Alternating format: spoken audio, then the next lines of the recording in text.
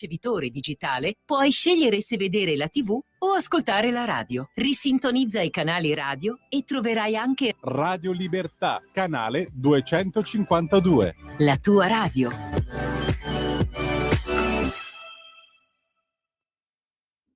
Va ora in onda il garage dell'Alfista, l'unica radiovisione dal cuore sportivo. Alla guida Antonino Danna.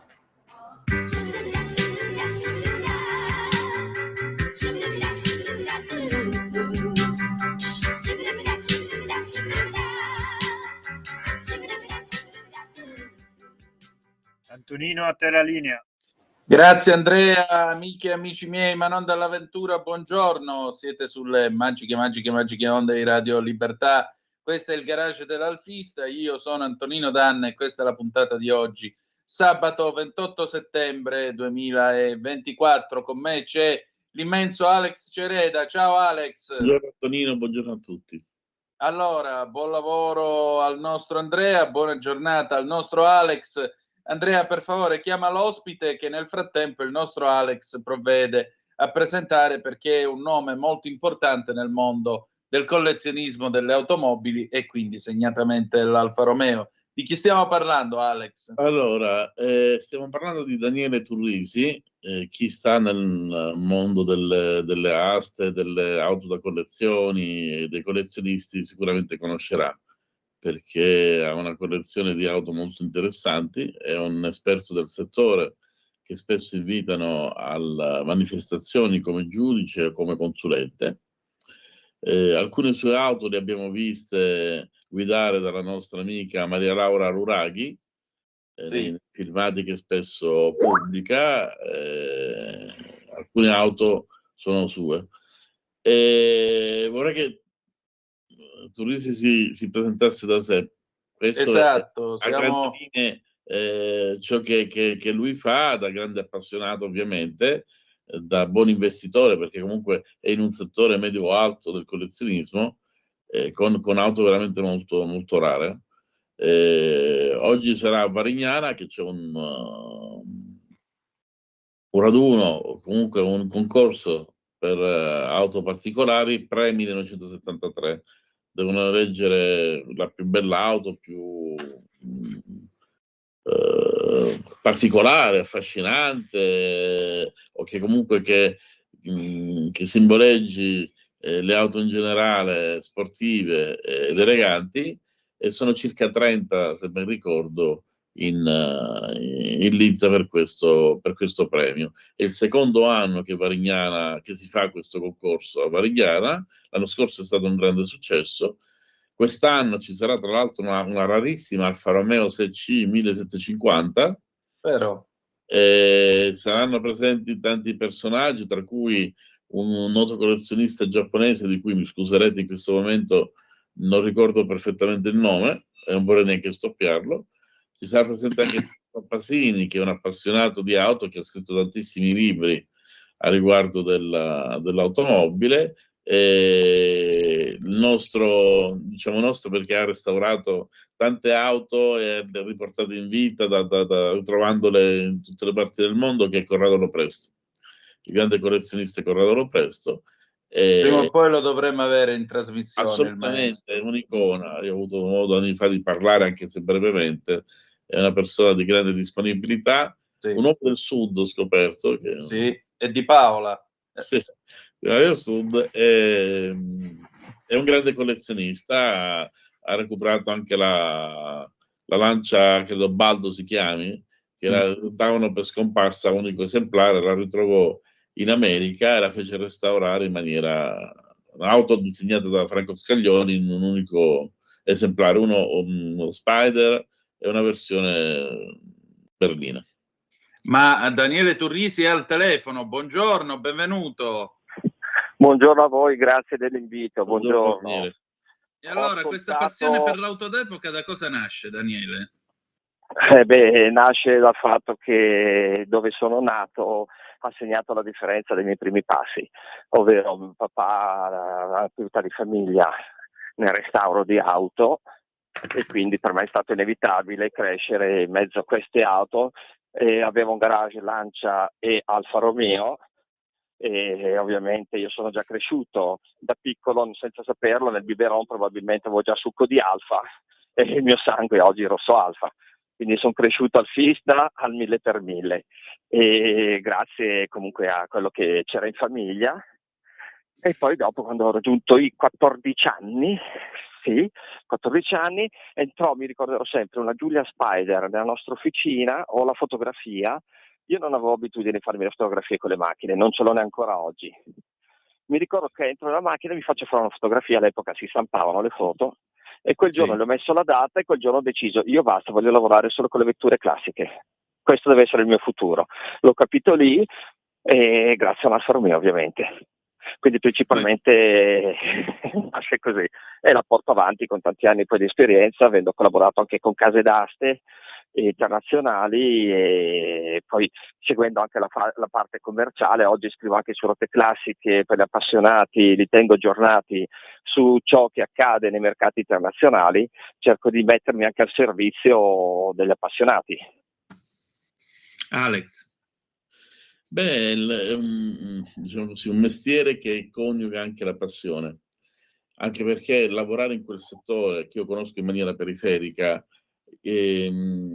necessita di grande conoscenza tecnica, proprio meccanica, conoscenza di storia del marchio e una frequentazione un po' in tutto il mondo per andare a scovare dei gioielli, perché ancora si riesce a trovare qualcosa nascosto, abbandonato da qualche parte, e queste manifestazioni come quella di Varignana di oggi sono uno di quei momenti in cui molti appassionati, molti studiosi della storia dell'automobile, fruitori di queste meraviglie, si incontrano e si scambiano informazioni o presentano il proprio gioiellino. A Daniele chiederei, tra tutte le vetture che tu hai, che ami, un po' come un padre che ha tanti figli, ce n'è una che particolarmente a cui sei affezionato, sei legato per motivi tuoi, affettivi o di ricordi? Ridono tutti quando rispondo a questa domanda, perché è naturale che mi si faccia questa domanda. Per lavoro restauro diverse Ferrari, infatti oggi qui a Varignana sto seguendo una 275 GTV4 che ho fatto io, anche se ho portato fuori concorso la Pininfarina Battista, questa versione ipercar moderna che ha vinto le concept car nel 2021 a Villa d'Este. La risposta quando entri da me, che vedi delle fuoriserie, vetture speciali, vetture importanti, vetture da concorso, dicono qual è la tua preferita? Preferisci la GTO o la SVB Ferrari? Dico sì, preferisco la 250 SVB, ma la mia preferita resta ed è sempre solo una, la Giulia Super 1600. Che bella perché risposta, per me la macchina guarda, è bella da usare, è versatile, è sportiva, fa tutto in uno. Cioè ci puoi dare in giro tranquillo, quella mia è blu, con l'interno cinghiale originale. Quindi è la macchina che... fantastica. Sì. E avete visto Maria Laura fotografati di recente con quella macchina. La voce. Ed è il mio anno, quindi c'è tutto quella macchina. Ed è bella, la guidi come andare con la macchina moderna, solo che è più maneggevole, è più piacevole, ha un sound magnifico, è bella da guidare, cioè, non ha bisogno di descrizione o di pubblicità la Giulia, è bella di suo. Confermo. Beh, con tutte le pagine che ha scritto la Giulia, credo che basti solo il nome per presentarla, però vorrei chiedere a Daniele come sta andando il mercato in questo periodo, perché io ovviamente do un'occhiata ai vari gruppi dove si vendono auto d'epoca, eccetera, eccetera, e noto che il raffazzonato è qualcosa, diciamo così, standard. Poi c'è sempre quello che dice prezzo in privato perché si vergogna a dirlo. Poi c'è quello che presenta il rottame e te lo fa pagare un mare di denari, cioè l'Alfa Sud mezza rovinata, partiamo da 5.000 euro in su, perché è un Alfa Romeo. Quanto è drogato il mercato? Ce lo possiamo dire una volta tanto? Cioè si possono pagare 7.000 euro per un'Arna? Sì, perché se un'Arna è bella e non ce ne sono in giro, trovamene un'altra. Penso che le abbiano demolite tutte. Quindi può avere un senso, perché parliamo di una cifra, permettetemi di dire piccola, i soldi sono soldi, che sia 1 euro o 1.000.000 di euro sono sempre soldi, perché chi non guarda un centesimo non vale un centesimo. Una frase che mi insegnò il mio mentore, un grandissimo collezionista, uno dei primi in Italia a fare questo business. Quindi parliamo di una cifra che è affordabile per una cosa che dici come un oggetto è simpatico o caricatura quello che vuoi, di arma belle in giro non ce ne sono. Io personalmente non la vorrei, però magari in certi garage di un alfista ci può anche stare, perché è una vettura che ha fatto parlare, è una vettura che ha lasciato un segno negativo, positivo, quello che vogliamo, è stato un periodo di transizione, una prova di accordo, ha un significato, fa parte della storia. Non dimentichiamo questo, fa parte della storia anche l'Arna, quella roba orribile, ok? Ora, il mercato non è drogato, diciamo sono stati drogati tanti collezionisti, probabilmente. In questi anni, dai primi anni 2000 in poi, pian pianino i mercati crescevano. Ora, ve la faccio, provo a sintetizzarla, però devo metterla in modo che si possa comprendere facilmente. Cosa è successo? Che ci sono stati degli eventi internazionali dovuti a guerre, dovuti a cambiamenti, a questioni fiscali in tutto il mondo, dove i paradisi fiscali sono stati soggetti un po' delle condizioni. Ricordiamo Basilea 1 e Basilea 2 intorno al 2010. Questo ha fatto sì che chi aveva dei capitali in determinati posti e rischiava di averli, perché erano aumentati i controlli, le verifiche, tutte queste cose qui. Cosa succede? Che dovevano far sparire un po' di soldi, indipendentemente dalla passione del collezionista che sempre c'è stato, cioè, non sto generalizzando. Quindi sono arrivati dei flussi di denaro nuovi, che non era riciclaggio, intendiamoci bene, era gente che dice non posso tenerli in banca, non posso tenerli qui in Svizzera, in Lussemburgo, a Panama o dove sia, li metto in un'auto. Passano gli anni e vengono diciamo assorbiti nel sistema e tutto, quindi tanti collezionisti hanno comprato anche così e va benissimo. È chiaro che questa forte richiesta, questo è stato uno dei motivi,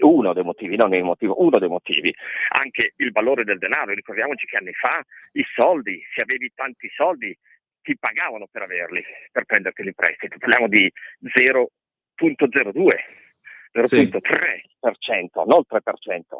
A differenza degli anni 80, quando ricordiamoci, se uno voleva comprarsi la Golf o la Volvo 760 pagava il 24% di interessi annuo. Quindi era cambiato notevolmente.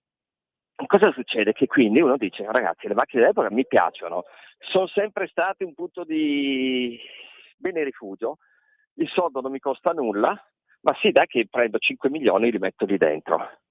Aumentando tutto il mercato si sono fatti vivi anche i fondi di investimento che non avevano altri spunti e altri posti dove andare, perché i liquori erano già stati attaccati, perché gli orologi erano già partiti, gli immobili di lusso avevano problemi di gestione, di costi, quindi le auto si è trovato un territorio fertilissimo dove poter investire. Questo è stato un problema da un lato. Allora, da una parte ha fatto sì che il mercato sia partito fortissimo, è cresciuto tantissimo, con anche ricarichi del 400%, cioè mai nessun bene ha reso così tanto. Dall'altra parte però si va a capire che qualcosa sta per accadere, perché poi ci serve il resoconto quando queste auto ritorneranno sul mercato, perché il fondo sì, finché non vendi non hai guadagnato comunque, perché tu perdi o vendi nel momento in cui guadagni. E allora adesso che hanno rimesso tante macchine sul mercato e i prezzi adesso, è aumentata l'offerta, diminuisce la richiesta. Questo aggiunto alla guerra in Russia e Ucraina, problemi del Middle East, la Cina che inizia a comandare sui mercati, l'America che ha un'incertezza sui presidenti, il costo del denaro che è ancora un po' instabile, e quindi in questo momento ad oggi siamo in una flessione non molto favorevole, ad eccezione di determinate vetture che anche dipendentemente dalla qualità cambiano il prezzo e cambiano l'interesse degli acquirenti. Diciamo, io ho appena stilato la classifica delle prime 50 vetture più care vendute nel corso del 2024 e sono quasi tutte Ferrari principalmente.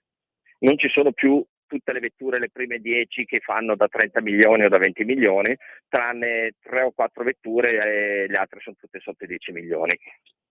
fino a poi già nella posizione 20 arrivare, o 30 arrivare ai 3-4 milioni di dollari, tanto per dare un'idea di come sono aumentate ma sono diminuite le cifre, perché le vetture molto molto importanti, quelle restano dove sono, perché chi ce le ha quelle le usa come un altro discorso, non sono merci di scambio, è un bene assoluto e cominciano a essere giudicate e trattate come opere d'arte oggi.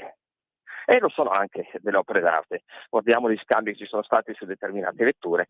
Quindi, dopo non voglio dilungarmi troppo, non è complesso il sistema, cioè, se lo si conosce si capisce che non è complesso, ma è molto dettagliato e non bisogna mai poter giudicare da un semplice dettaglio e dire è scoppiato il mercato, è buono il mercato. C'è un'analisi profonda ma che deve essere fatta partendo da anni addietro. Solamente sapendo da dove arriviamo possiamo provare ad immaginare dove andremo.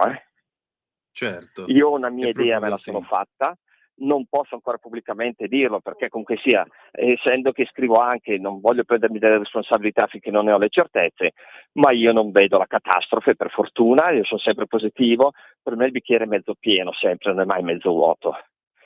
Per i Sì. commercianti e per tutti gli altri che hanno voluto anche commerciare, non lamentatevi, che non si lamentino perché hanno fatto 10 anni da urlo irripetibili. Chi ha potuto guadagnare ha guadagnato veramente tanto, quindi se anche adesso siamo un po' fermi non fa male, anche perché così ritornano i collezionisti veri e gli appassionati veri. Certo. E questa Alex, è la cosa più importante. Volevo fare una premessa, tornando a Varignana, sì. ti dico solamente, guarda, sono in parte adesso una bellissima Villa d'Este di una SC 2005 Super Sport Villa d'Este del 1950 color amaranto di un collezionista italiano.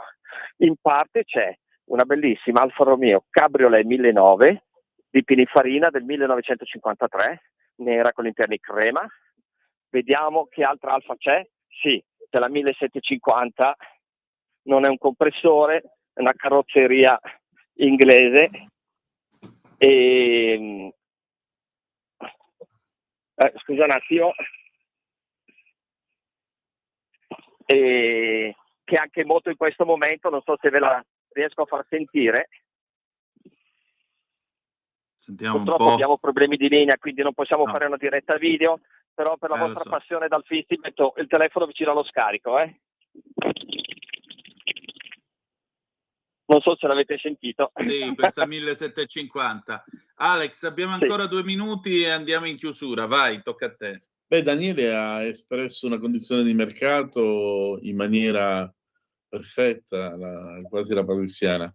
Si spera che il mercato rientri nel vero collezionismo, perché altrimenti diventa, per carità, lecita speculazione, però abbiamo questo tipo di mercato ha sempre bisogno dell'appassionato che può comprare e comunque vendere, ma che la sua prima missione sia quella di conservare, preservare l'auto d'epoca che a breve, come è stato per il disco in vinile, eccetera, rientrerà nei beni che dobbiamo proteggere perché fanno parte della storia non solo dell'Italia, dell'umanità intera, del mondo intero. L'automobile rappresenta ciò che è più vicino all'essere umano perché è servito al trasporto, è servito ai viaggi, allo sviluppo e anche alla sportività, alle corse, tutte cose legate a tanti appassionati, ma anche chi non è appassionato che comunque ha goduto di queste meraviglie. Quindi il mondo del collezionismo va preservato, così vanno preservati questi gioielli e vanno, tra virgolette, tenuti in modo da museo, perché comunque è un bene che dovremmo lasciare ai posteri e sarà il ricordo di un secolo e mezzo di automobili, di vere automobili, perché adesso non se ne costruiscono più, e che quindi ringraziamo anche persone come Daniele che nella sua passione preserva, restaura e ricostruisce questi gioielli. Daniele, noi torneremo a importunarti e ti ringrazio del tuo tempo. Solo Grazie. ti chiedo 2 cose, proprio modello e basta. Un'Alfa, diciamo così, d'epoca sulla quale da tenere d'occhio per le quotazioni, perché può essere interessante, e una Young Timer, diciamo, degli ultimi 20-25 anni da tenere d'occhio. Così, secco, al Vabbè, volo. Sicuramente Youngtimer, una Brera, parlando di Alfa Romeo, non ce n'è in giro, si fa fatica a trovarle. E poi le Spider Alpha sono sempre un classico che non deludono mai. Può essere che, vabbè, anche le 4C versioni speciali, diciamo, è vasto e secondo me, anche se hanno preso un po' di colpo, ma le speciali di Zagato degli anni 60, quelle sono sempre delle vetture straordinarie, che sia Giulia Tubolare Zagato o Giulietta Sprint Zagato, diciamo, e anche le 1009 comunque sia reggono questo. Benissimo.